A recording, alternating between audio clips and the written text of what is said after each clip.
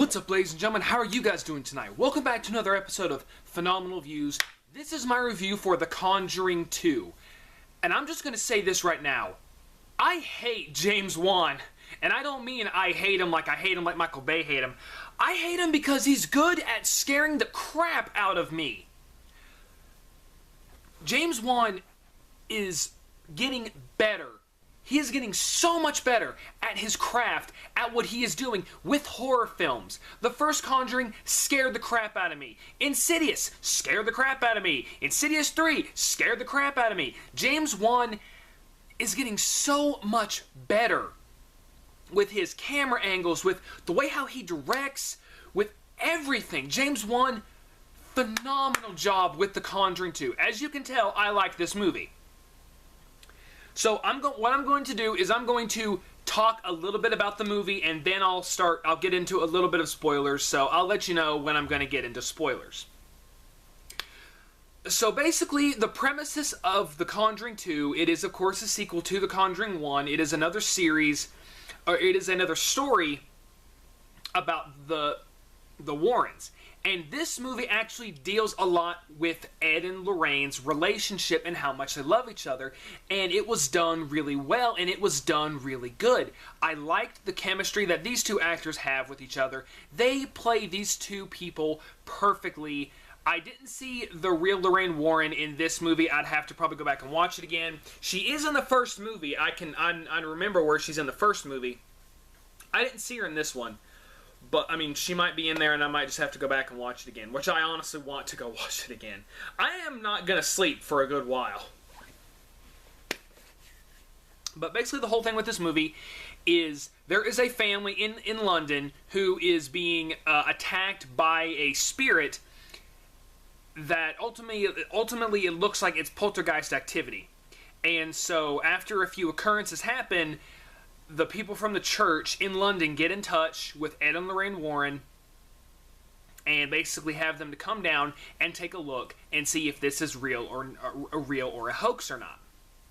Now, one thing that this movie does target, this movie starts, I'm going to get into spoilers now, so if you do not want to know what happens in this movie, you're going to want to leave now because I'm going to talk about some things.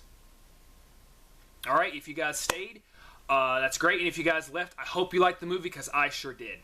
So, one thing that this movie does is it kind of tackles the thing with hoaxes, and this movie started out perfectly. This movie started with showing clips from the Amityville case, and I was like, oh, come on. Oh, they have to do Amityville for The Conjuring 3. They have to. They have to. If they don't, I'm honestly going to be disappointed.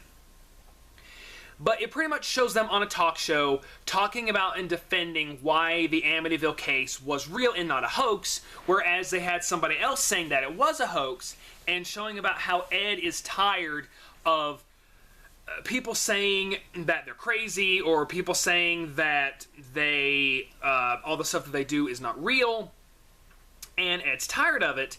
And Lorraine has, like in the trailer, Lorraine has a vision of Ed's death, and throughout the whole entire movie, she's constantly trying to keep Ed from dying. She's trying to keep this vision from coming to life, and even when they go to London, Ed's like, look, we'll go and we'll see if there's something going on here, and if there is, we'll call the church.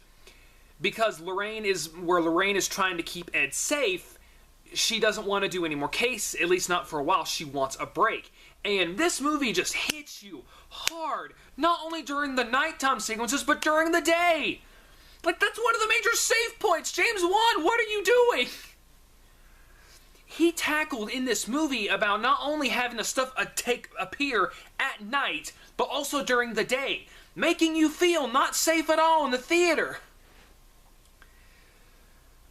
And this film did a lot of, like I said, it does do a lot of, it brings a lot of, like a few things back to Amityville. Like, it even brings something back from the first film. In Lorraine's vision, she sees something is trying to kill Ed, and it even relates back to the first movie, that it is the same thing that she saw when they were dealing with the person whose eyes bled in the first movie. And I was like, okay, good. They're bringing up some stuff from the first movie. I liked that. I liked everything in this movie. I mean, some of the CG was bad, but there was just... The difference between this movie and the first movie, it took a while to get going, and then it started to scare me. This, I was terrified the whole time. As soon as the movie started, I started getting scared. And the scares start small, but get bigger and bigger and bigger as they go. And Ed, there's really good chemistry between the little girl who gets possessed and Ed.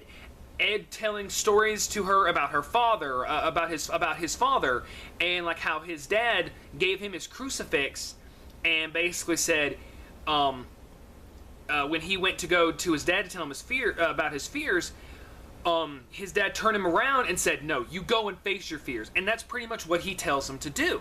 He talks about how you gotta face your fears. He talks about how stand up for one another. He talks about being a family, bringing the family back together.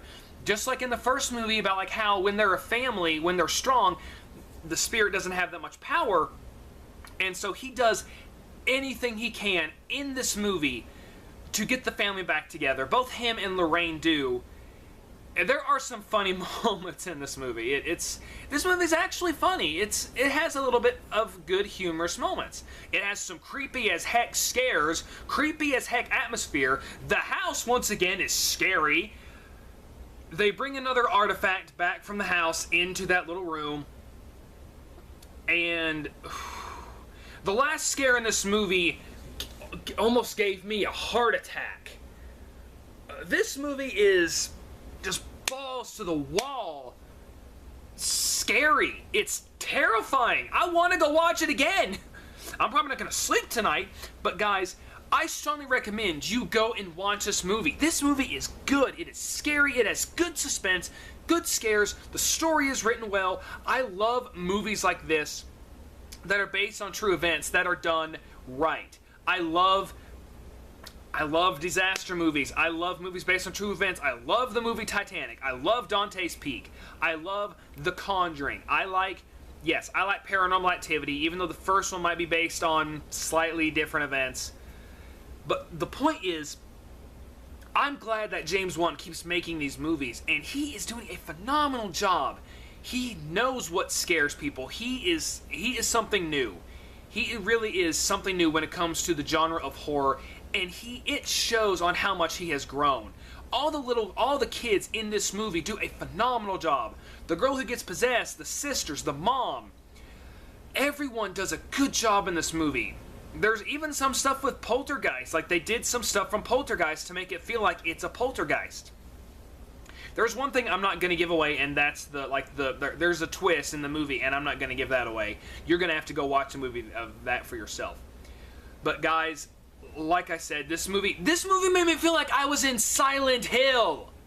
And I've been playing Silent Hill lately, and some of the scares, I'm sitting there like, oh, this is some Silent Hill crap. Oh, this is some Silent Hill crap.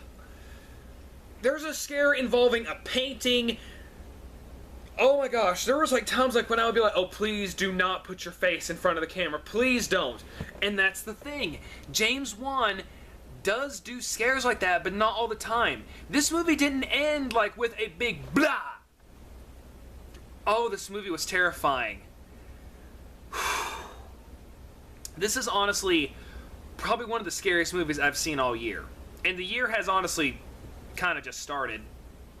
But guys, I'm going to give The Conjuring 2 an A+. The only thing that I honestly kind of didn't like about this movie was some of the CG effects did not look that well. And there were some CG effects that, like I said, they did not work. They did not look that well. But it wasn't much of a distraction, and it does not take away from the grade. Guys, like I said, this movie gets an A+, and it is clear why. James Wan is a great director. He knows what he's doing. These movies are amazing. They are done so well. And I strongly recommend that you go watch this movie. Guys, also, I want to say thank you for taking your time to watch this video. Thank you for subscribing. And if you're not subscribed, hit that subscribe button. I've got other stuff on my channel that you might like. Hit that like button. Let's get this video 10 or 20 likes or 100. Let's go for 100. Guys, I really hope you've enjoyed this video, and I want to thank you for those who are watching my channel. Thank you for all that you do for my channel, and thank you for helping my videos grow. Because I do this for you guys, my fans, and I thank you for your dedication to my channel. Have a good night, guys. I might go watch the first one, but I also want to sleep tonight. I don't know what I'm going to do. Have a good day, guys.